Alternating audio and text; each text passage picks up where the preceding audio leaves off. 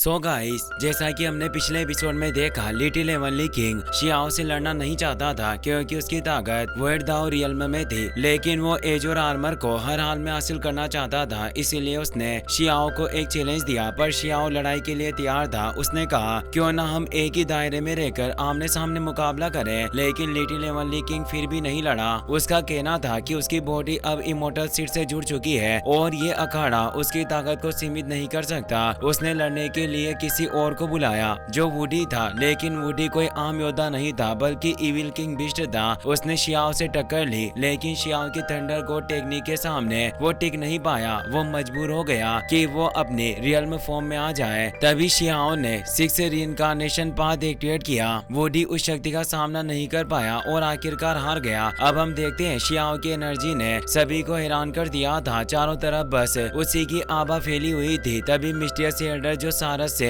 ये सब देख रहे थे वो कहते हैं इमोर्टल पाथ के चरम तक पहुंचना है तो इमोर्टल एकेडमी की ताकत को नजरअंदाज नहीं किया जा सकता, लेकिन ये सब इतना आसान नहीं, कड़ी मेहनत से ही शक्ति हासिल होती है। शियाओ अब वुडी की गर्दन पकड़कर उसे उठा लेता है और वो एक बेबी एनिमल में बदल गया था जो बस उसके हाथों में गिड़गिड़ा रहा था। शियाओ उसे अरीना से दूर फेंक देता है, फिर अपनी एनर्जी से उसे वापस नॉर्मल कर देता है। वो जोर से जमीन पर गिरता है। अब वो काफी कमजोर हो चुका था। शियाओ को देख होली सेक्रेट एकेडमी के एल्डर वे किंग कहते हैं इस लड़के वांग का टैलेंट वाकई असाधारण है, पर मुझे नहीं पता कि तियांशिन एकेडमी के बाकी डिसिबल्स कितने काबिल होंगे। इमोर्टल एकेडमी के एल्डर जिंग कहते हैं मैंने कुछ अफवाहें सुनी है, कहा जा रहा है कि फेरी किंग ही ग्रीन मून फ्लेम का पुनर्जन्म है और वो वर्ल्ड ट्री सीड में भी महारत हासिल कर चुकी है। तभी काओ यूशेंग मजाक उड़ाते हुए कहता है तुम्हारी इमोर्टल एकेडमी के हेवनली डिवाइन रियल्म का नंबर 1 पेटिशनर भी मेरे भाई वहां के सामने टिक नहीं पाया। क्या तुम्हारे पास बस इतनी ही ताकत है? इमोर्टल एकेडमी का एक डिसेबल बॉल पड़ता है। जरूर इस लड़के ने किसी धोखा देने वाली टेक्निक का इस्तेमाल किया होगा, लेकिन लिटिल हेवनली किंग कहता है नहीं, हार की वजह बस वुडी की कमजोर स्किल्स थी। और फिर वो शियाओ से कहता है मैं अस्थायी रूप से एज और आर्मर तुम्हारे पास छोड़ रहा हूँ। जब तुम वर्ड दाओ रियल्म तक पहुँच जाओगे हम फिर मिलेंगे और तब हमारी लड़ाई से तय होगा कि एज और आर्मर का मालिक कौन बनेगा। लेकिन शियाओ उसकी बातों को अनसुना कर देता है और नीचे जमीन पर अपने साथियों के पास चला जाता है। वहाँ काओ यूशेंग, लिटिल बनी और चांगोंग यांग भी पहुँच जाते हैं। काओ यूशेंग कहता है भाई अब तुम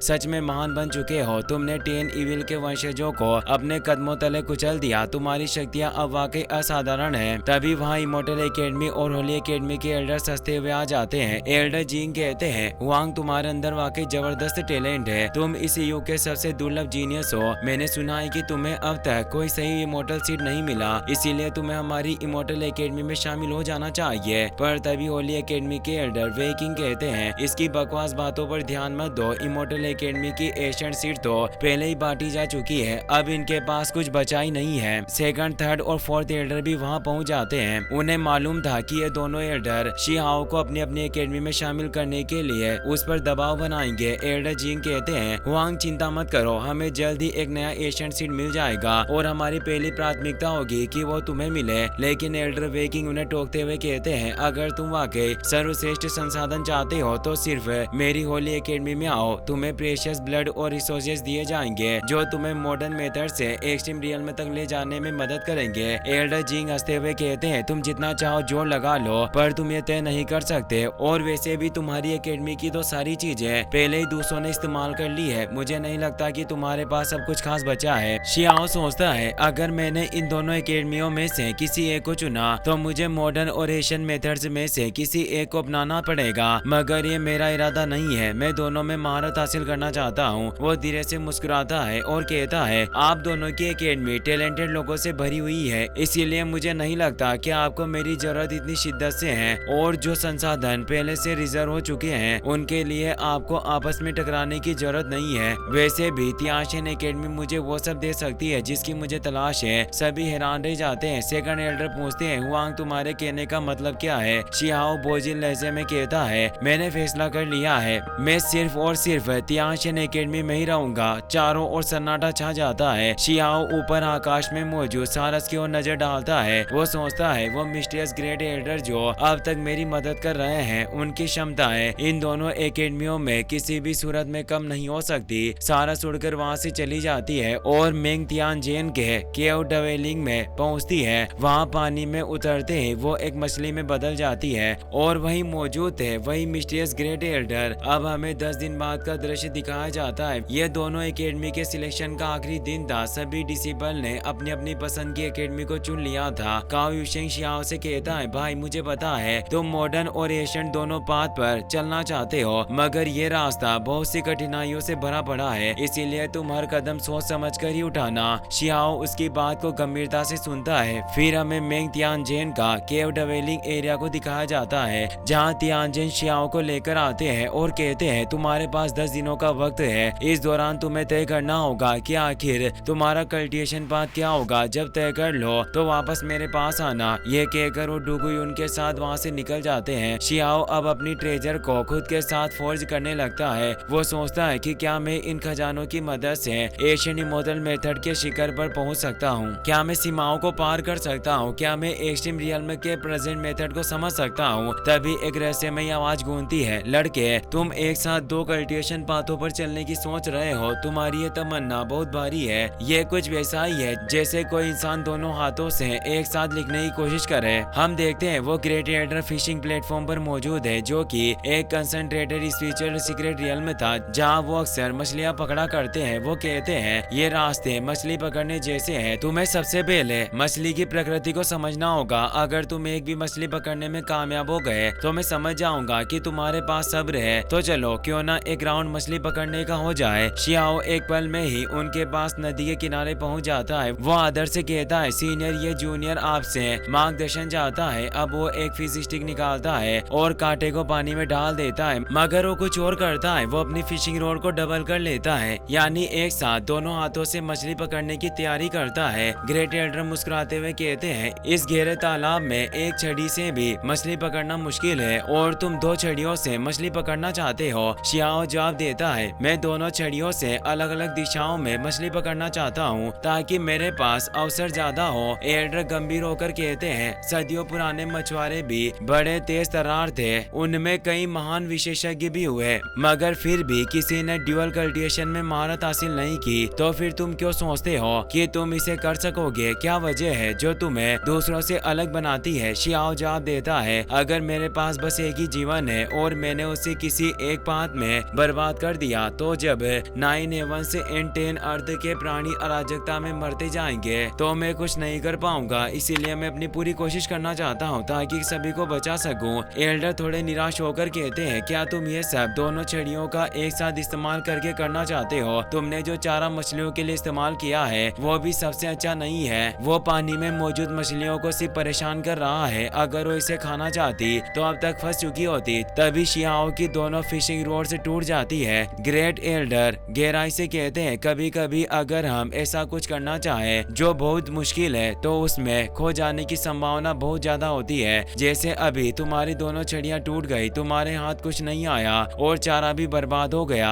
शियाओ को एक गहरा एहसास होता है जब उसके अपने दोस्त एक एक करके मरते जाएंगे और वो कुछ भी ना कर पाएगा, सिर्फ इसीलिए क्योंकि वो काबिल नहीं था। वो कहता है, मेरी ये छड़ी पर्याप्त मजबूत नहीं थी, इसीलिए ये टूट गई। भले ही हम वर्षों तक प्रयास करें, लेकिन अगर हमारे पास कोई सुप्रीम प्रेशियस ट्रेजर ना हो तो हम कभी शीर्ष तक नहीं पहुंच सकते। आप यही समझाना चाह रहे थे। इन मछलियों की छड़ी के जरिए वो इमोर्टल सीड को बाहर निकालता है और एल्डर से पूछता है, क्या अब ये चारा काफी है? मिस्टर एल्डर जवाब देते हैं, चारा तो अच्छा है लेकिन अभी भी पर्याप्त नहीं। इस पुल में जो पुराने राक्षस हैं वो लाखों सालों से यहाँ मौजूद है, उन्हें इतनी आसानी से लुभाना मुमकिन नहीं। अब एल्डर अपनी छड़ी का कांटा पानी में डालते हैं और चंद लम्हों में एक कछुए को बाहर खींच लाते हैं जो एक एयर टर्टल ट्रेजर था। शियाओ हैरानी से पूछता है, आपने बिना चारा डाले इस कछुए को कैसे पकड़ लिया? एल्डर मुस्कुराते हैं और उसे और छड़ी सौंपते हुए कहते हैं, ये कछुआ बेहद लालची और घमंडी है। जब इसने बिना चारे वाली रोड देखी तो इसे टेस्ट करने की जिज्ञासा हुई। ऐसा नहीं कि मैंने चारा नहीं डाला, बस उसे परोसने का तरीका अलग था। फिर वो कछुए को वापस पानी में छोड़ देते हैं। शियाओ समझ आता है यहाँ मछुआरा ही असल में चारा था,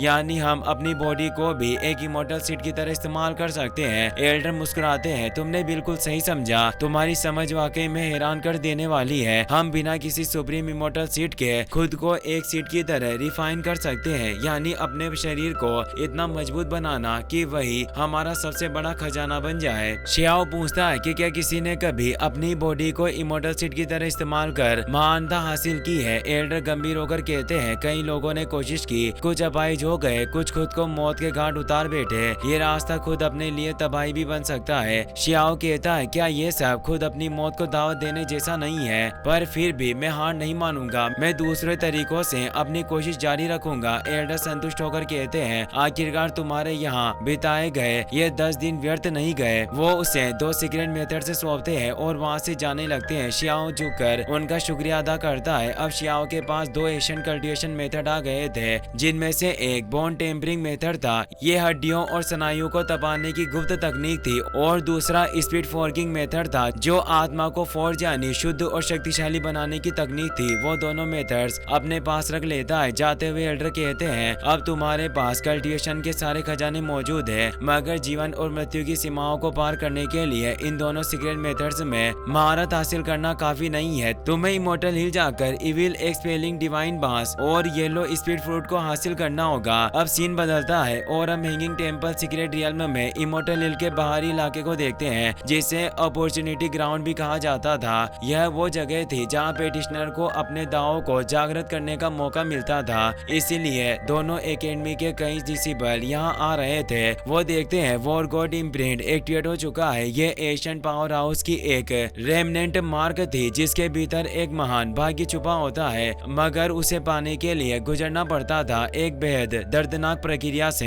एल्डर से कहते हैं ये अवसर वाकई बहुत दुर्लभ है, जो कई सालों में एक बार आता है। वे किंग सोचते हैं कि क्या इमोर्टल एकेडमी का लिटिल एवनली किंग यहाँ कल्टिवेशन कर रहा है। वहीं बियान्यू सोचती है आखिर वो कौन सा शक्तिशाली पेटिशनर है जो इस पल अपने दावों को समझ रहा है। तभी उसे एहसास होता है ये ओरा मुझे जाना पहचाना लग रहा है, जैसे मैं इसे जानती हूँ, और वो कोई और नहीं शियाओ ही होता है, जो बोन टेम्परिंग मेथड की प्रैक्टिस कर रहा था। उसी ने वॉर गॉड इम्प्रिंट को एक्टिवेट किया था। काओ यूशेंग हंसते हुए कहता है मेरा भाई वाकई में कमाल का है, वो फिर से अपनी ताकत का लाजवाब प्रदर्शन कर रहा है। अब हम देखते हैं शियाओ तेज दर्द से गुजर रहा है, उसकी पूरी बॉडी में क्रैक्स आ चुके थे और वो तेज एनर्जी के साथ ऊपर की ओर उठता है। अब वो पहले से कहीं ज्यादा फास्ट और पावरफुल हो चुका था। उसके शरीर में छुपी हुई सारी दाव हड्डियां अब पूरी तरह जागृत हो चुकी थी। और इसी के साथ ये एपिसोड यहीं पर समाप्त होता है। अगर आपको वीडियो पसंद आया हो तो अपने दोस्तों के साथ शेयर करें, वीडियो को लाइक करें और चैनल को सब्सक्राइब करना ना भूलें। मिलते हैं अगले एपिसोड में एक नई ताकत और नए रहस्य के साथ।